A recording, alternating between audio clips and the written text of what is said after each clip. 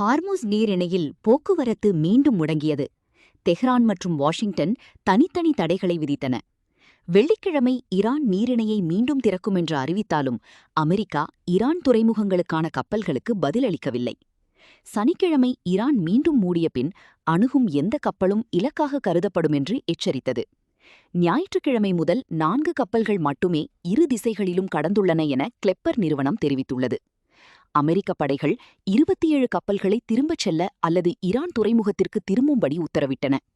ஜனாதிபதி Trump truth சோஷியலில் டவுஸ்கா கப்பல் பறிமுதல் செய்யப்பட்டதாக தெரிவித்தார்.